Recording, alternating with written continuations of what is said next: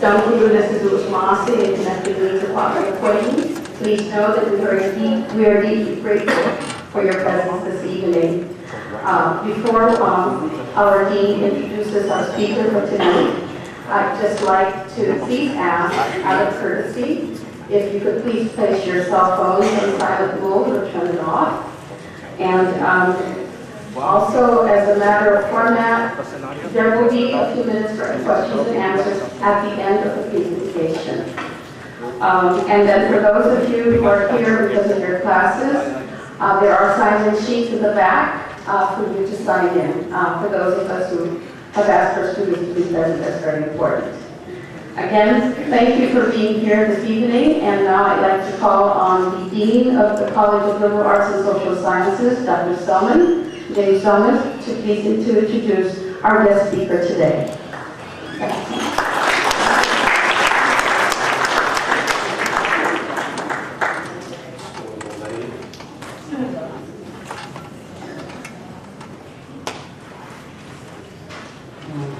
Thank you. Thank you, Professor Palomo. Welcome and good evening. Buenos and Hafade, Kasilibai, Yakwe, Aloha, Kumbuwa, Nihama, Yegazina. Welcome to the University of Guam and the College of Liberal Arts and Social Sciences, where we teach languages. Welcome, C. James. I am Dr. Selman, the Dean of the College. Let me start with a little joke. You heard this one?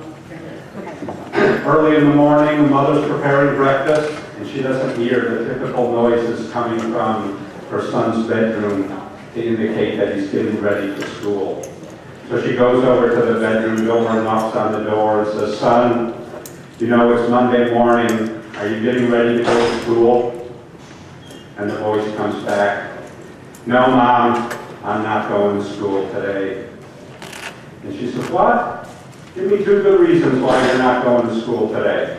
He said, "Well, first of all, the teachers don't like me, and secondly, the students don't like me, so I'm not going to school today." And she says, "Well, son, I'm going to give you 2 good reasons why you're going to school today. First of all, I'm your mother, and I'm telling you you're going to school today. And secondly, you're the dean."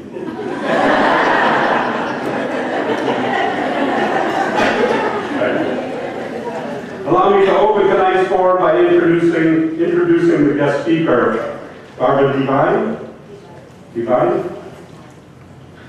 Barbara was born in 1981 in Zinwijk, Germany.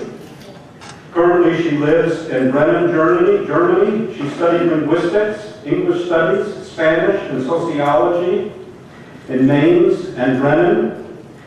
From May to September 2007, she studied Chamorro at the University of Guam, and she graduated with an MA degree in linguistics from the University of Bremen in May 2010.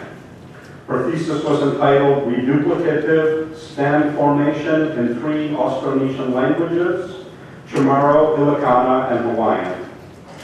In June 2010, she became a research assistant at the Institute for Linguistics in Bremen, and she currently is working on the project Chamorrica, for which she is preparing her PhD thesis on relations of language and power in the colonial context with a focus on Chamorro.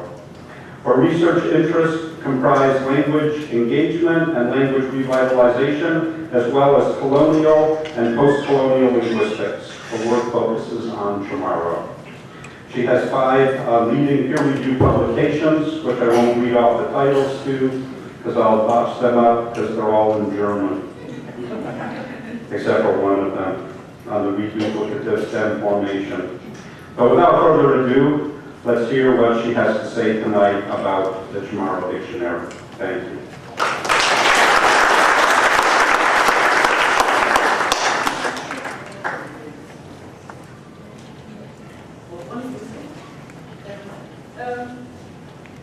Well, thanks for being here tonight. I'm very happy to have. I am very happy to have the chance to speak about and present to you the dictionary of the manuscript of the dictionary, which has been lying in an archive in the Netherlands unnoticed for about 70 years, and which we have stumbled upon kind of just recently.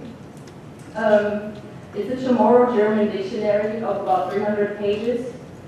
It was supposed to be published together with the Chamorro grammar by the same author, but only the grammar has been published in 1940. And before I'm gonna start with my presentation, I would like to tell you a little bit about my work in the project Chamorro in Bremen. It's Professor Schultz's research project. Chamorro is the translation and commented re-edition of texts which have been written in or about Chamorro in languages other than English. And during the colonial period, a lot of texts have been written about Chamorro in languages other than English, namely Latin, Spanish, German, Dutch, Japanese, and even more. And these texts cannot be accessed by a lot of those people who would be interested in reading them. So Chamorro's aim is to make these texts available in English. First of all, to the contents of my presentation. I will give little information about the author, Costenoble. Then I will tell you something about his grammar, because as I said, grammar and dictionary were supposed to be published together, and you will find cross-references, so it will be good to know something about the grammar when working with the dictionary, and then I will talk about the dictionary manuscript.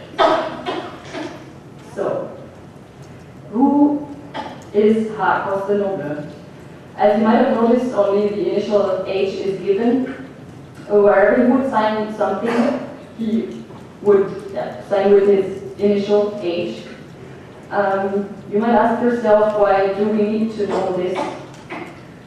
We need to know this because information about the author, his life and his work, and his attitudes towards the language he is describing, as well as the people who are speaking the language, can prove helpful when interpreting his analysis and arguments. Costenoble's first name has been spelled out differently by various authors. Some people would cite him or quote him as Hertha Costenoble. For example, Sollenberger in his 1983 article on Chamorro directional terminology. Others would name him Hermann or Hermann Ludwig Wilhelm. Others would be more cautious and stick to the H. Or would refer to him as a male author, as I'm doing, which you might have noticed, but I think I know who it is. Then the University of the Philippines Integrated Library System would call him Henry. So we have conducted a lot of research, and it has taken us quite a while to find out who that person is. Thanks to the genealogical research conducted by Andy Arias, who is a descendant of the Costenoble family, we could look the Costenoble family history up to the 17th, into the 17th century. Sorry. And you can see here the Costenoble family, which we are interested in. They come from Jena in Germany. They were the first settlers to come to the Marianas, to Saipan to be precise. They arrived in Saipan in 1903. That was after the Spanish-American War, when Guam had come under U.S. administration. Germany had bought the Northern Mariana Islands. So they were the first German family to come to Saipan, and only 1 year later, in 1904, they moved to Guam, probably due to conflicts with the German governor in Saipan, Georg Fritz, who, by the way, has published some works on the Chamorro language, a grammar, a dictionary, and a few tales. So on Guam, the family ran several stores, grocery, hardware, seeds, I think. And on the left-hand side, you can see the main store of the Costenoble family. This is in Haratna on the main street. The picture is taken in 1912. By the way, all the pictures you can see that depict the Costenoble family are taken from Andy Arias' Flickr photo stream, so you can look it up yourselves. So back to our question, who is Costenoble? We have a family of 11 members, Father Hermann Ludwig Wilhelm, Mother Gertrude, and 9 siblings. That leaves us with 5 potential candidates with the initial age. So, the father, Hermann Ludwig Wilhelm, is not the author of the grammar and the dictionary, because he has died when the author was still exchanging letters with the publishing company. Besides, he would always sign with his 3 initials, HLW. Then, daughter Hertha was also not the author, because she had died in 1918, which was long before dictionary and grammar were signed, the introductions of dictionary and grammar were signed. Daughter Hilde was married to a person named Kohlhauser, so she wouldn't have signed with Costenoble. This leaves us with Herbert and Hermann. We don't know very much about Herbert, besides that he married in Shanghai only shortly after the introductions to the dictionary and the grammar were signed. There would have been the possibility that Herbert finished dictionary and grammar and then left for Shanghai, but it is more likely that Hermann is the author because he is reported to have died in the Philippines, in Pampanga, which is exactly where dictionary and grammar have been signed, their respective introductions. So we go for Hermann, which is the eldest son of the first German settlers in the Marianas. What do we know about Hermann Costenoble? He was born in 1893 in Rheinfelden in Germany. He was the oldest of the 9 children of the first German settlers. He has lived in the Marianas for 10 years. He left Guam in 1913 and went to Tsingtao. Tsingtao was at that time part of the German colony or protectorate Kiaochu. It is possible that he served in the military. It is also possible that he went to school or to university. We don't know. What we know is that years later he has lived in the Philippines. He was married and had at least 1 kid. He worked as a chemist in a sugar mill. And he was reported to have died in 1942 in Florida Blanca in the Philippines during the Japanese invasion. It is not sure whether he was killed by the Japanese or by the Filipinos, but, well, probably he has been part of the Bata Death March, in which, well, thousands of Americans and Filipinos have died. This is a picture of the late Hermann Costenoble. It's taken in 1938. Shows him next to a papaya tree. At the age of 45, shortly before the dictionary was published. About Costenoble's language competence, we know quite a lot, which is Costenoble claims to have spoken Chamorro almost natively. He says, I feel entitled to state that I spoke the language as well as the average native. It is understood that I did not have the lexicon of, say, 60-year-old Chamorro. Similarly, it is possible that this or that peculiarity of the language has not come to my attention. I learned the language as a child, just like a native learns it, and I believe that I have a feeling for all its details, just like a native. Well, that's what he says. Then again, a little later, he admits that his ability to correctly recall Chamorro might have suffered from his long absence from the Marianas, but then again he says, well, this is rather unlikely. Later in the introduction to his grammar, he says that he is no academically trained linguist, which he probably does to defend himself against potential critics. He also claims to have spoken several Philippine languages. He almost boasts of his language competence, boasts. He seems to have had extensive knowledge in the philological fields, which we know by the authors he cites, which were, well, the leading Austronesian linguists of his time. And he obviously had a big interest in the reconstruction of unattested stages of languages, which can be seen by his list of publications. The first three are his works about Chamorro, which the Grundwörtersammlung der Chamoro Sprache is the dictionary. Then he has published the Chamorro language notes, parts 1 to 3 in the one recorder, which were 2 pages each, I think. And then the grammar, Die Chamoro Sprache, also huge. His works on Philippine languages show we have Philippine language notes, the Philippine verb, and monosyllabic roots in Philippine languages, which already points at his interest in the reconstruction of older stages of languages. We have Philippine languages of today tracing the original sound in the languages of today. We have Die Lautwandlung des Tagalog, sound changes of Tagalog, and the dictionary of Proto-Philippine, which was not published or even finished by Costenoble himself because he had died earlier. It was translated by the famous Philippine linguist Cecilio Lopez, and he also died before the dictionary was published, so it was finally finished by Ernesto Constantino, also were very well Philippine linguists. So, interesting to us are Costonoble's motives and attitudes. We don't know very much about this, that's basically speculation, but we know that in contrast to other people who have described languages in colonial situations, Hermann Costenoble has not worked by order of a governmental or religious institution.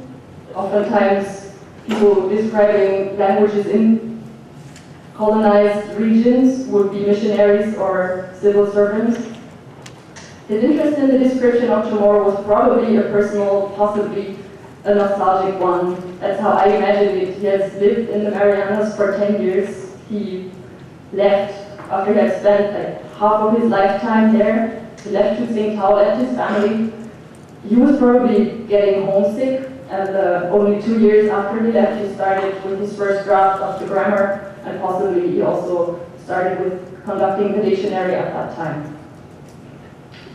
His work shows the comparatively scientific approach towards languages and language description, which also puts him into contrast to others working linguistically or language descriptively, so to say, at his time. We don't know any immediate statement of Costenoble regarding his attitudes towards Chamorro language and people. We can only speculate. I think it was probably rather neutral. I mean, he was a child of his time. He came from Germany, from a colonizing nation. But yeah, we only know what he has not said, and compared to, well, it was not uncommon at this time for people to support their hegemonial attitudes by trying to prove that the languages spoken in the colonized regions were inferior to those spoken by the colonizing nations. We don't find anything like that with Costenoble. There is no statement.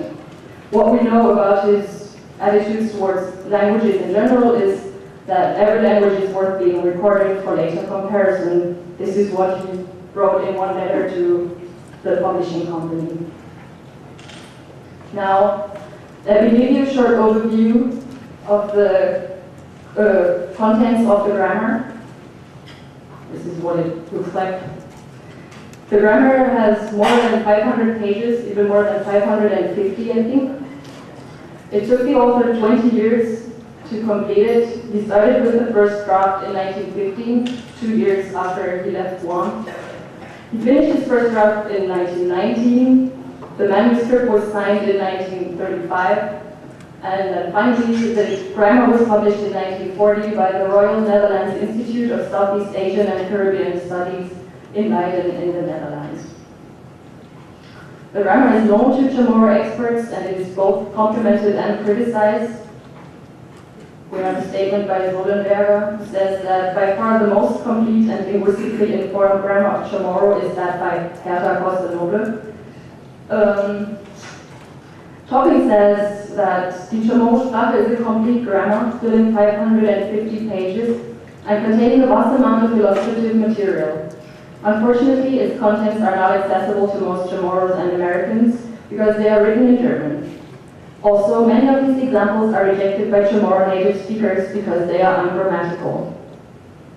So, the grammar has some problematic features, namely the grammatically wrong examples, the lack of references. Costenoble doesn't put very much effort into making his sources transparent. There are quite some deficiencies in form, starting off with a lot of typos, then weird German constructions, which as I would say, are grammatically wrong. Sometimes we don't know what he means when he is writing something. Sometimes he uses words which are not familiar to me. And this is why we had a big interest in getting our hands on the grammar manuscript, and this is why we got in touch with the institute who published the grammar to ask for the manuscript, and they answered that unfortunately they did not hold the manuscript, but that they have another document by that same author, which was the dictionary. But back to the contents of the grammar. There are a lot of advances in the Costenoble's grammatical work on the Chamorro language. He covers a wide range of phenomena, a lot more than his Chamoristic predecessors have. He supports his analysis with arguments, which he was the first to do. Then he has a pan-Austronesian comparative approach towards phonology, which means that he has compared Austronesian languages and tried to make out earlier stages of Chamorro. So he has identified 3 stages of Chamorro sound system. He has a separate chapter on syntax, which he is also pioneering with, regarding description of the Chamorro language. And he has intensely studied Chamorro prosody on the sentence base as well as on word base. I'm not going to go into detail with that right now because I think we all, or you all, might want to have a look at the dictionary, the Grundwörtersammlung der Chamoro Sprache, or collection of basic words of the Chamorro language. This is the part of the title page as we got it from the archive in the Netherlands. I have just mentioned that they informed us about the existence of the manuscript, and then we ordered it as a PDF copy. And then it looked like this. This shows a single page, and I know you can't see it very well, but I hope you can see that it is a typewritten manuscript, and it has some handwritten notes included as well. It contains more than 300 pages and approximately 2,500 to 3,000 main entries. I haven't counted them all. The contents of the dictionary are, well, it starts off with a single page notes to the typesetter, then an introduction of about 20 pages where he lists his sources and explains the Chamorro sound system, talks about his Austronesian approach, so to say. Then we have the word collection itself, and an appendix of place names and personal names as well. To the sources. This is going to be an extensive list. He lists them in his introduction, but then later on in the manuscript he will not give reference to those anymore. He has used von Preissig's Dictionary and Grammar of the Chamorro Language of Guam, and he has also provided a short evaluation of most of these works. Von Preissig's Dictionary and Grammar were, in his opinion, the most precise and reliable. They were correct in spelling. They used the modern Chamorro orthography of that time. the translations were not always correct, so that's what Costenoble says. He also uses the dictionary of Callistus Lopino, who was a missionary on Saipan at the beginning of the 20th century. Costenoble says that his dictionary contained a lot of words which were not known on Guam anymore, but still in use in Rota and Saipan. He used the Chamorro dictionary of the German governor on Saipan, Georg Fritz, but he put the wrong date. The first edition was published in 1904, the second in 1908. Oh, Fritz's dictionary is, he says he has taken a substantial or significant number of words out of his dictionary because they were also no longer in use on Guam anymore, but then again he says that the example sentences were grammatically incorrect, that the spelling was incorrect, that he would confuse voice and voiceless consonants and stuff like that. He didn't approve very much of Fritz's work, so to say. For the collection of the plants, terms of plants, he used two words, the useful plants by Safford and a word by Merrill, an enumeration of the plants of Guam. And he also used Laura Moore Thompson's archaeology of the Mariana Islands for his collection of terms for fish. In his acknowledgements, he mentions Hans Hornbostel, who might be known to some of you. He was working as an archaeologist for the Bishop Museum in Hawaii. He conducted research on Rota, and that's where he composed the word list, which Costenoble used for his dictionary, words which were only in use in Rota at that time. That's what he said. He also mentions his sister, Gertrude Hornbostel, who was supposedly known on Guam as Trudis Alemann. Originally Gertrude Costenoble, later Gertrude Hornbostel. She has provided him with words which were in use on Guam, but which were not known to Costenoble anymore in personal conversations. She has lived on Guam, I think, until the 1920s.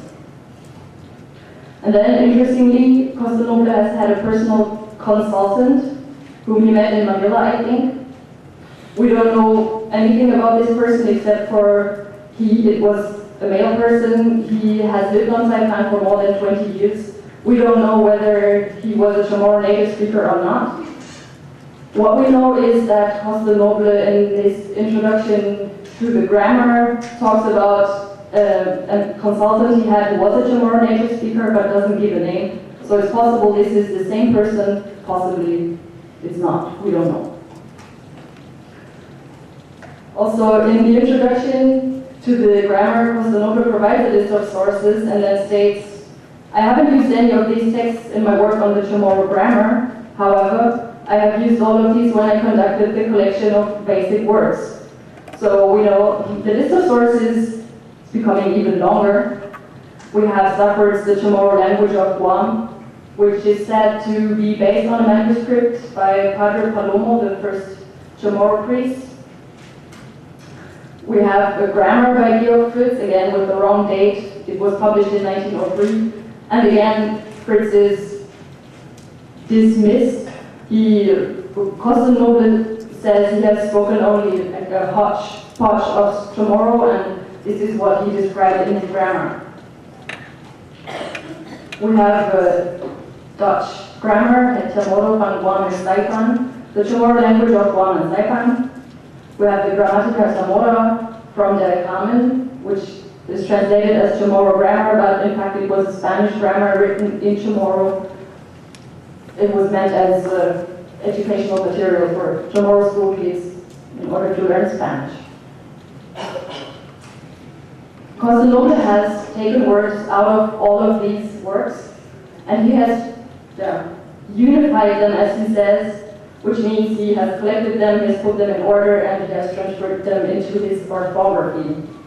Only where he did not know the respective words, and they could not be confirmed by his consultants, did he leave the orthography in its original state, and did he give reference to the source. That's what he said, but I have compared some of the words he has indicated as taken from other sources, and I have found out that indeed he has changed the orthography. Sometimes he has even changed the translation. I would like to give a short overview of his orthography. I will only mention those letters which are different to today's orthography. If you see a macron, like a bar above a vowel, this means that this vowel is to be pronounced long, as in lipa, conceal or hide. If you have the brief, the little u, on top of a vowel, it's supposed, or it's a short vowel, as in lactus, spike. We have the little dot on top of the N, which is today's as in Lusum, mortar. We have what we know from the American alphabet as J, which is the Chamorro Z, as in Zaza, break. Then American Y would be the E in Chamorro, Masmai, so. And then we have a few consonants with the dot below, which means that they are to be pronounced as retroflexes, or retroflex. This is if you form your tongue a bit like a tube and then put the upper rim of your tongue against the upper palate. This is the retroflex, as in Pada. I hope. Well, he has an interesting treatment of the glotta, or he initially had one. He used two different graphemes for the glottal stop, so two different signs or symbols, one indicating the so-called soft glottal stop, which he put between two vowels. And later he decided to use only one graph. This is an excerpt of his notes to the typesetter, which I translated. The symbol for the Hamza, this is what he calls the glotta, which was represented by another symbol in the first draft, where it appeared between two vowels, has later been corrected to, and this is the upper five. I only show this to demonstrate how we transferred it into our work with additional work, so to say. We are taking the PDF document, we're transferring it into a text document, and we have to indicate which symbol is which. So the handwritten, additionally added glotta is marked with the upper five. And he advises the typesetter to replace the second symbol if it should still occur somewhere in his text. So, actually it gave me a headache. But with the help of Professor Scholz, I could figure it out. This is the first is the symbol for the regular glottal stop, the second for the soft glottal stop between two vowels, which was to be replaced by that handwritten symbol, which was supposed to be the exact same as the first glottal stop. This is what I didn't get in the beginning. We have an example of how the text looks like with the two different glottal stops. I hope you can see it way back. Well, we have Ha'ani, where he changed, because it's between two vowels, he changed the sign. And we have Paguna Ha'ani, where the regular glotta is kept, and then again the soft glottal stop is replaced with the handwritten sign, and so on. We have Amati Iha Anemia, Maktus Iha Anemia. I will give a lot more illustration later, also with English translations. Now I'd like to come to his claim to have included only words of Indonesian origin in his dictionary. He says that Spanish loanwords are excluded completely. Only where he was not so sure about where the word derives from, he would indicate that by putting Spanish question mark into brackets. And I will give a few examples of those cases where he was not sure. He mentions fogun, oven, and then he doesn't know whether it's derived from Spanish fugon, oven, or from Austronesian perlen. Sorry, I don't know whether this is the right pronunciation, but something like this. He doesn't give a translation of this perlen. I couldn't find it out I think it's more likely that it's the latter. A problem has derived from the latter. Then we have aquilo, to be silent, and he's guessed that it might be derived from Spanish tranquilo, silent, quiet. We have valuti, joist, which might be derived from Spanish baroti, pole. We have mugu, which had a weird translation. I literally translated it from German into English, and I had an idea of what he was talking about, but that word was not known to me at all. And he doesn't give the Spanish equivalent as well. He only says this might be a Spanish loan word. Then we have Zeus, God, from Spanish Dios, God. Well, these are all cases, and then several more where he is not sure about the origin of the word. We have to get into detail with that. Intensely study this. I think some of you might have an idea. He further notes that some words from the Philippines or the Marianas might have been taken over into Spanish, so the other way around, as possibly haligi, house post, which is Spanish jarique. And I have tried to look it up in several Spanish dictionaries, and I couldn't find it, only in one Spanish-English online dictionary, where it was translated as the Philippine timber, which is semantically similar, and it's possible that this word was only known in the Philippine variety of Spanish. We have talaza, the throwing net, which might have become Spanish ataraya.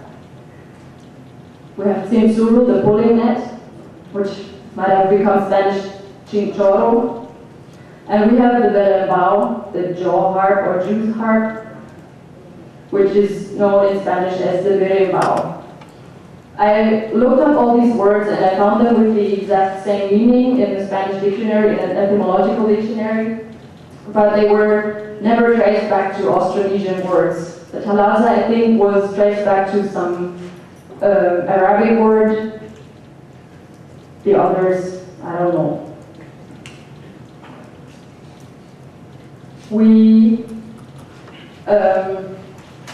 Costenoble tries to identify basic words, which he calls Grundwörter. He has collected his Grundwörtersammlung, so the collection of basic words. Those words are distinguished from monosyllabic root words. So basic words are words which can stand by themselves, and the derivations can be made by means of productive or non-productive word formation processes. So he does not explain his terminology. This is my interpretation, or what I could extract from his letters and his writings in the grammar. Derivatives are listed below the main entry, except when he was not sure, then he would list them as a separate entry. Words which are or might be related are cross-referenced, which can prove very helpful. So this is one entry. We see the mama, Chubilnat, and then the derivatives listed below. I type this. So we have mama, Chubilnat, namama, give bilonat to two, mamaon, bilonat quid or biloquid, gamamaon, loyal to bilonat. That's also a literal translation. It means loyal. The German word it uses means loyal but it would rather be something like addicted to, but not in that very strong sense. We have gamama with the same meaning, anmama, the chewed out biloquid, ami, also the chewed out biloquid, and mamanyaihun, to quid bilonat. I wasn't sure about that translation, because I didn't know the word he used in German. I tried to find out, and I had to, I don't know, somehow guess. Topping lists some of these words as separate entries. We have mama with a reference to mama'an, with the same meaning to bilonat. We have mama'an with a reference to mama, bilonat quid. And we have ami, cut or remnant of bilonat.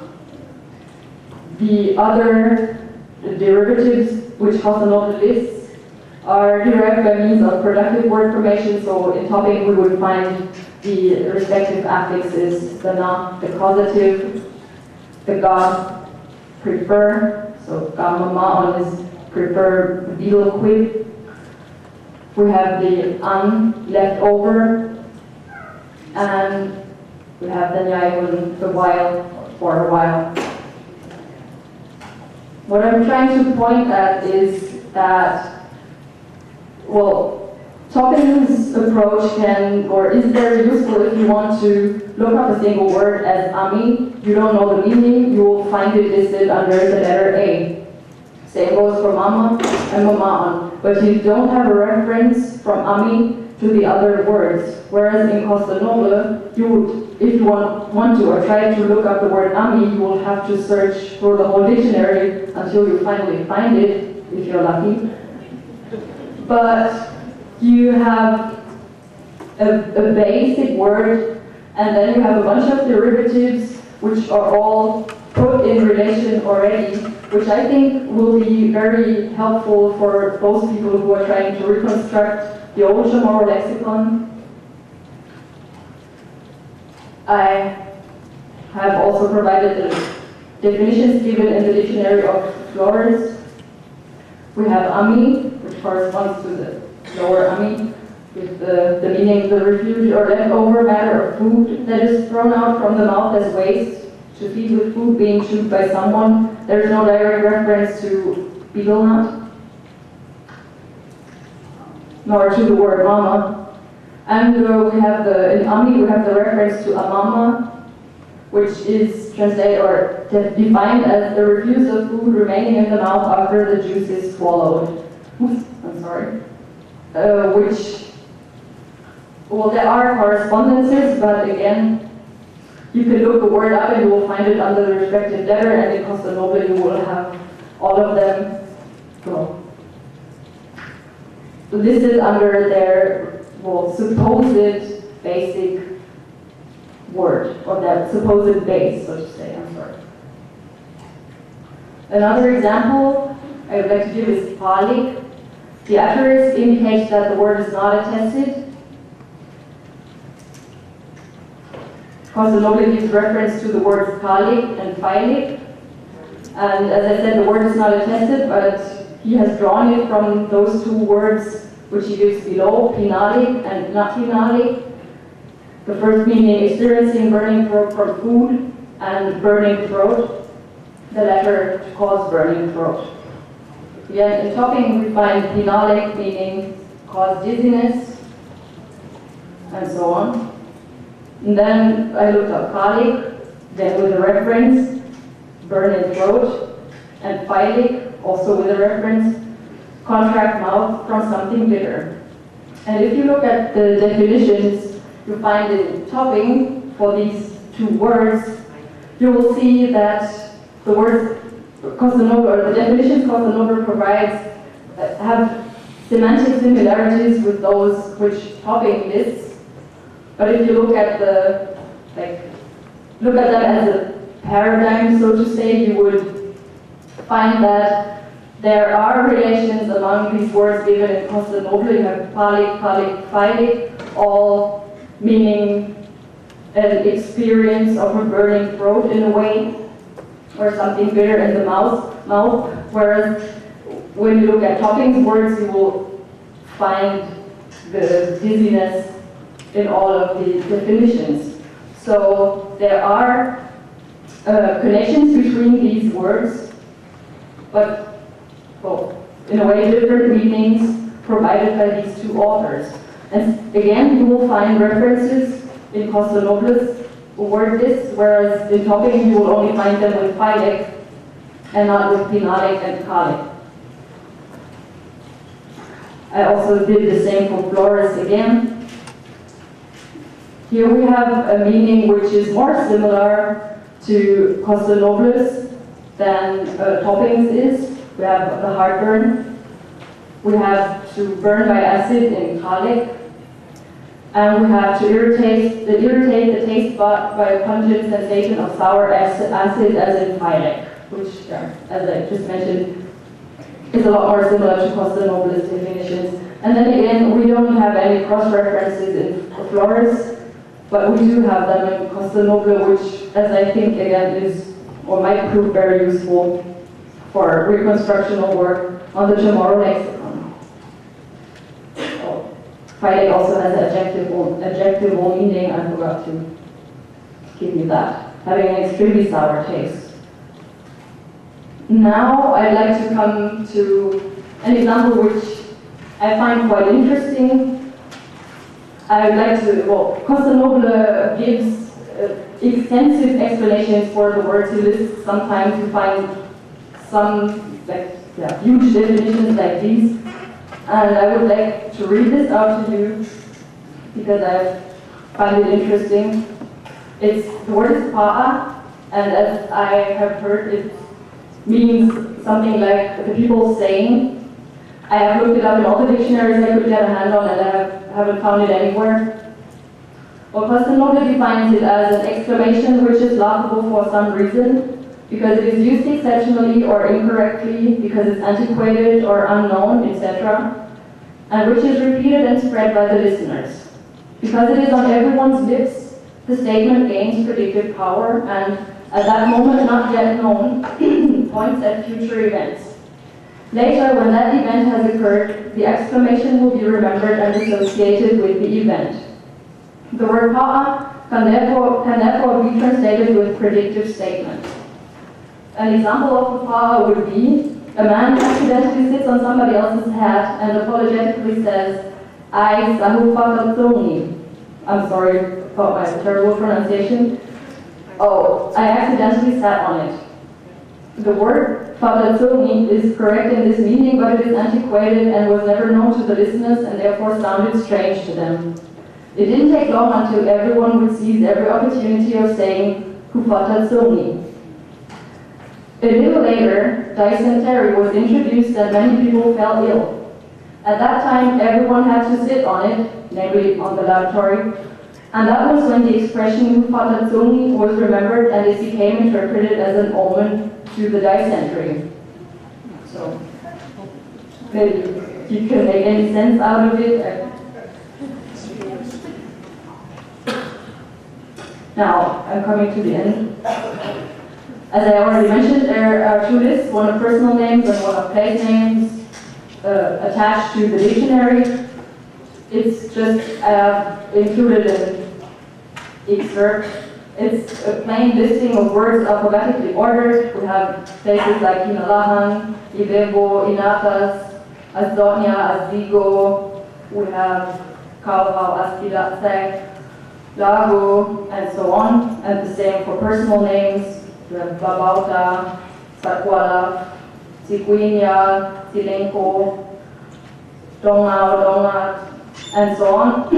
Costenoble doesn't give any explanation, nor does he provide translations or anything. I can only assume that he has taken them from the lists which have been conducted by his sister and his brother-in-law, the Von Bossels, because I know they have worked on these topics. They have published articles about this in the Guam Recorder in the 1920s, but he doesn't give any information what to do with these lists.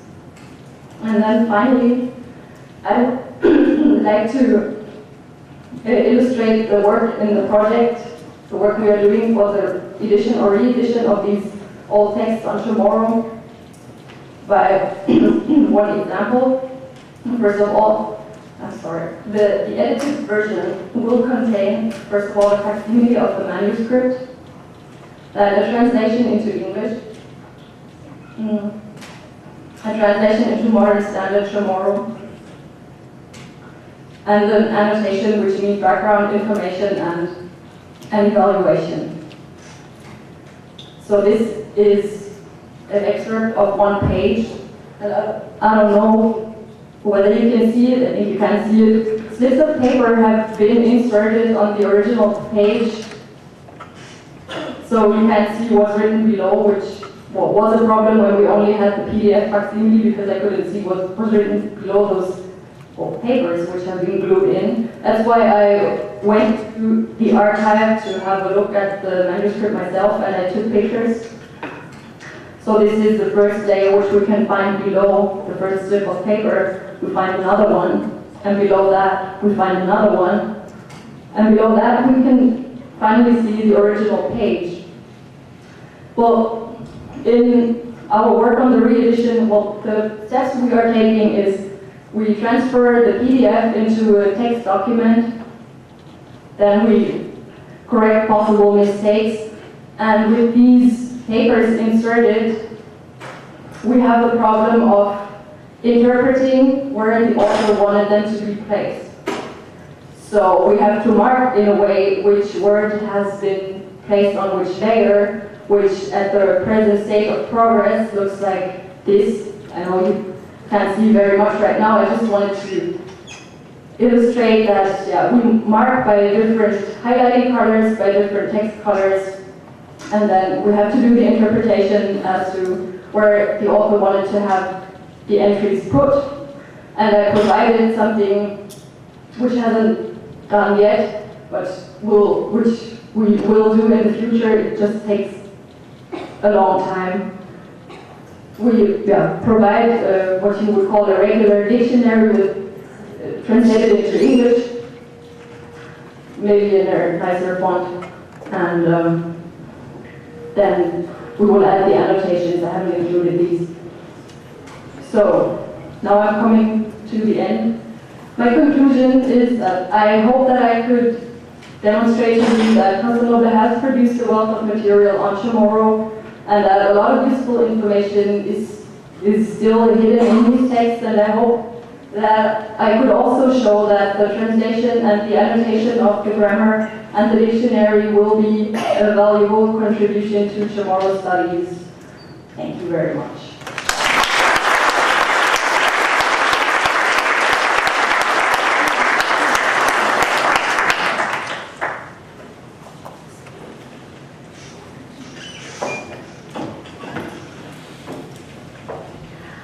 If you wish to ask a question, Angel, do we have another mic or there's another mic here that we can use? Xander, can you go over to the mic over there? And if you feel that you speak loud enough, then you don't need a mic, then please feel free to ask your question.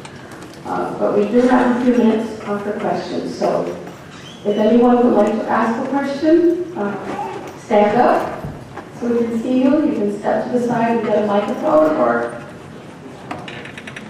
are there any questions? Yes, another question is, this dictionary that she's talking about, is that the third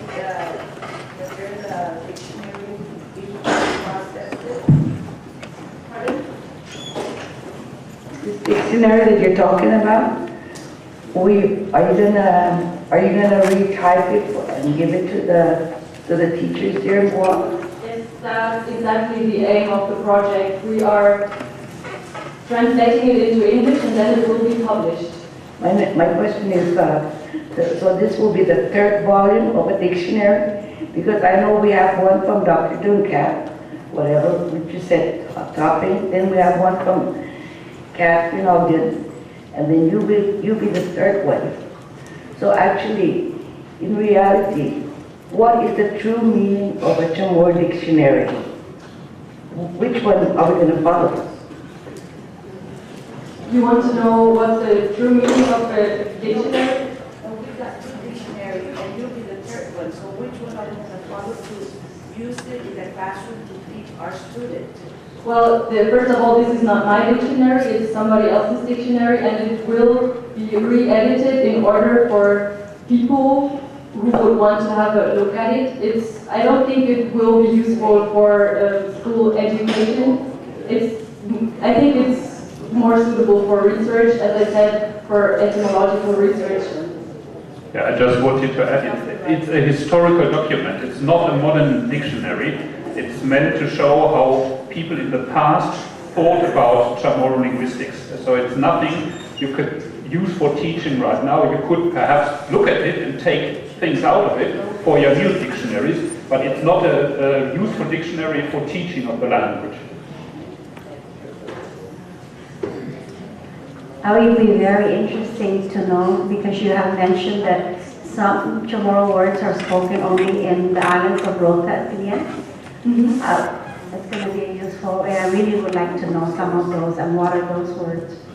Yes, the problem is that the author does not indicate which words are these, which were only, we can only infer, but because, as I mentioned, where he did not know the words himself, he claims to have left them in their original orthography and then has marked the author by the author who has originally collected these words, and the only person we know. It's becoming confusing. Okay, he has only marked 3 people, namely Padre Callistus and Hans Hornbostel and Georg Fitz, who have all stayed in the Northern Marianas Islands, and we know about the word collection from or by Hans Hornbostel that this contained words which were in use in Rota only. And these are the ones, or some of these are marked in the dictionary, so this is only a slim percentage, but at least some of these words. But for the rest, we don't know. I noticed that you pronounce J as in J, and we're using the Y for J, and so I was just wondering, when is the book going to be published, and are they going to put it in that context of Y or J? Oh, you mean if we publish it?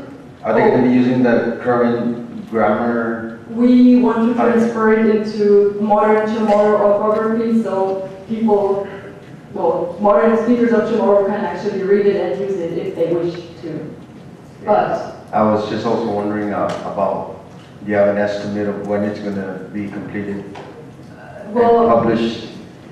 We have just started. I mean, when I went to that archive to look at the manuscript, that was only a few months ago, at the beginning of this year in spring, and the present state of progress, as I just indicated, we are in the middle of the text edition, and then we need to do the translation, we need to do the transfer to the standard orthography, so I cannot give an estimate, but I'm pretty sure it's going to take at least 2 to 3 years, at least. We still have another dictionary, another written one from Rota to be edited, and we haven't worked on it yet because that's the task of one other collaborator of mine, and she's on maternity leave, so we have to wait for her to come back. And we have 2 dictionary manuscripts to work on, and as Barbara told you, it will take at least 2 years. Someone else? My question is, you've really done a lot of extensive work with this project of yours, but what was your initial interest? How did it catch your attention to work with the Chamorro language? Well, I started learning Chamorro as a student of Professor Stolz's in Bremen, and he was offering Chamorro grammar classes, no conversation. Yeah, and that's how I learned about Chamorro in the first place. I didn't know about the language before, and then I became interested in it for, well, first of all, because it was a language which was strange to me, which is really different to all other languages which I have known before, and then it has some special features in a way, and what I'm interested in most right now is, the colonial context, which has produced a lot of, first of all, a lot of text, but also a lot of difficulties for the language and speakers. And this is what I think is also special about the language, the political situation in a way, and the, how it came to be as it is today. So the correspondence between language and social aspects, as well as psychological aspects, possibly. Coming from, you're from Germany, yes? Yes. And how, my question would be, having learned Chamorro in Germany? I don't speak it. You don't speak it. I don't speak it. So you learned enough so that you'll be able to take on this project? It'll be very good that if you learn to speak Chamorro, just like he did, or like we are.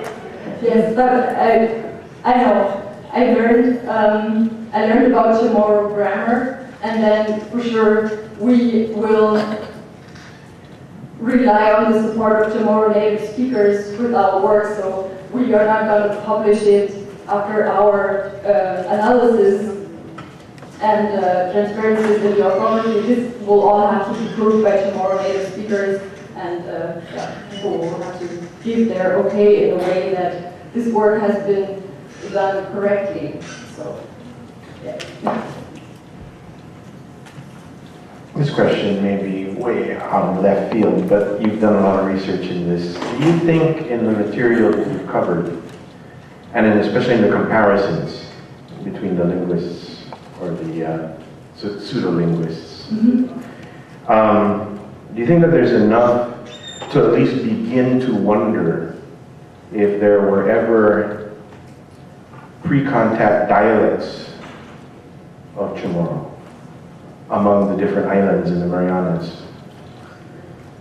Well, there's no information about that I could draw from the material we have, but since these are separate islands, which were in contact, but still there were separate islands, I think there is a chance of different dialects, but how different they were and how separate from each other, I cannot say anything about that. If I may be allowed a second question, simply the dictionary from Rhoda, Dr. Stoltz, is that possibly Father Corbinian's? Yes. Oh, you've seen it? Okay, so you don't speak Chamorro, but you do study that, right? Yeah.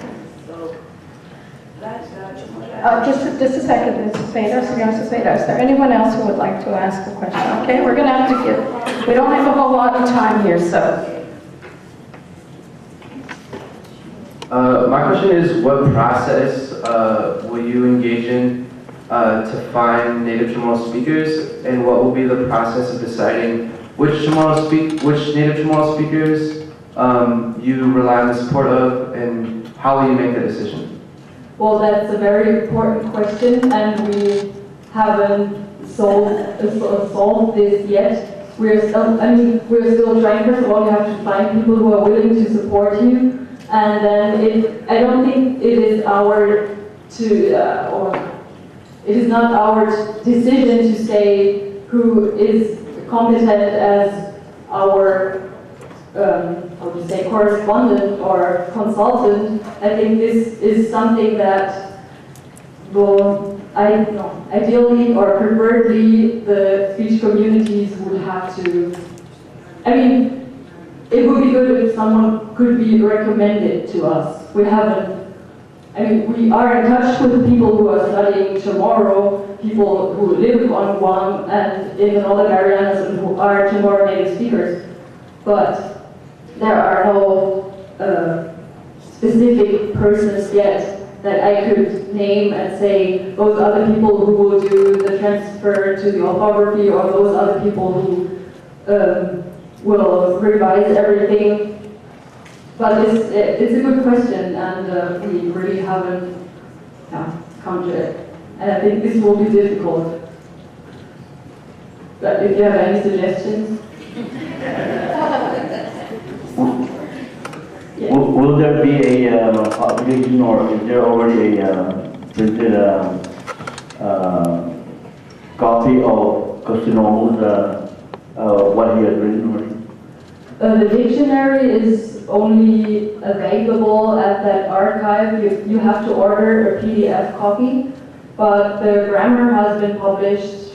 You rarely find it in libraries, and that's why we want to get it. There was a hand over there, and maybe we'll take a couple more questions, and then I'm going to be very trustworthy here and ask our participants to pass this down to Dr. Salas and then Dr. Cruz.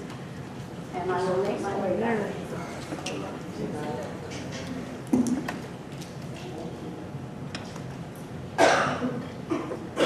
I'm interested in, you've looked over these words, right, in the dictionary? So are you finding themes of those words in what you've already seen so far? Are you finding themes? Like, for example, pingalap. When we looked over the dictionary that one of our students created, we were seeing a lot of words for colors and fishing. And because Pingalap is the island of the colorblind, those were some of the words that came up strong. So I'm just wondering, what were you finding in the dictionary? I cannot say that I have found anything like that. No, I mean, there are specific categories, you could say, but they are not very big. And I think if you have a lot of names for plants, then this is probably due to the fact that Costenoble has used 2 books on Chamorro plant names. So yeah, I cannot say anything about that. Thank you.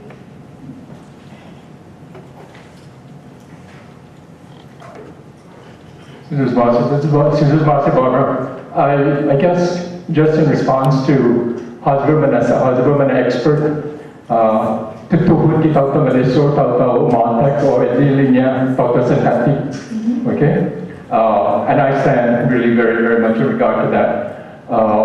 But one dimension, you know, that the paper really kind of almost does not reflect, or maybe hard really to reflect, is really what we call the intonations or the sing-song, and those things sometimes are those. I grew up with that as one of the notions that actually can sometimes withdraw a person from talking.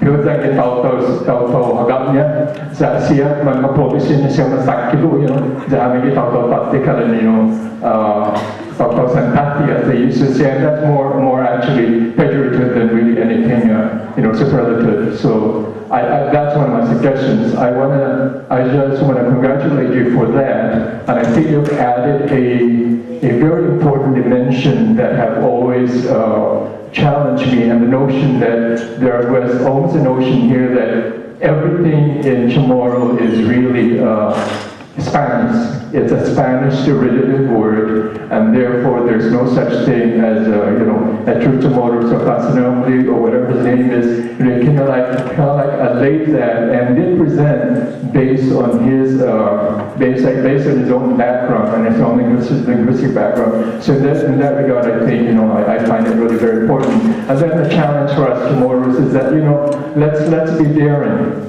Ofreci half of monsinya no half is the commitment, or what you think what this really means, and not always be dependent that somebody is going to tell us the truth.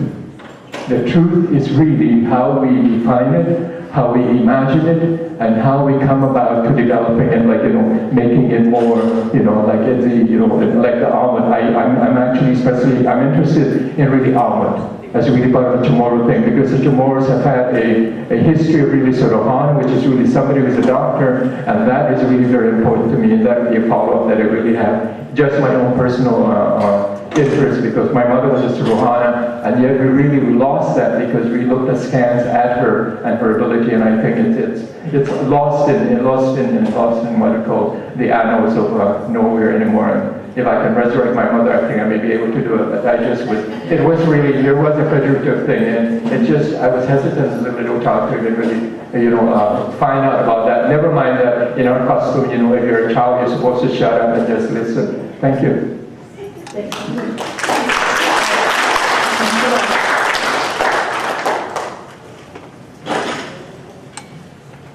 Is there one more very pressing question? We promised this from 6 to 7, and it's now 7:15, and so I know some of us have other things to attend to. I want to answer the question about the suggestion. The only suggestion that I would make is to try and build up like authentic community with people that are native Chamorro speakers, and not just for the purpose of research. And I mean, it seems to me that the motives are there to add something to the people that are learning Chamorro or trying to reconstruct the language and whatnot, but really focusing on community and trying to look for that as opposed to, maybe just some people that will support you. I don't know if that makes sense, but Yeah, I mean, yeah. Do you have any last words before I close tonight's program? Well, as I already said, I'm very happy to be here tonight and to have had the chance to speak to you.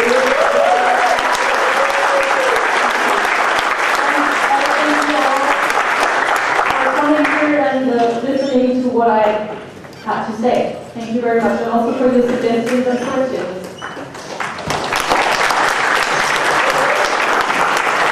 Before you all leave, I'd like to also mention, I'm sure many of you have heard that Dr. Stokes, Barbara's professor and advisor, will be speaking to us on Tuesday, September 21st at the Leon Guerrero building, the SBPA building. And then on the 27th, in here from 6 to 7:15, Dr. Steve Pagel will also be talking about the legend, or as the German, Fritz has written down, the fairy tale of Chaifi. Thank you, Sidus Maasi. We truly appreciate your time this evening. And please sign in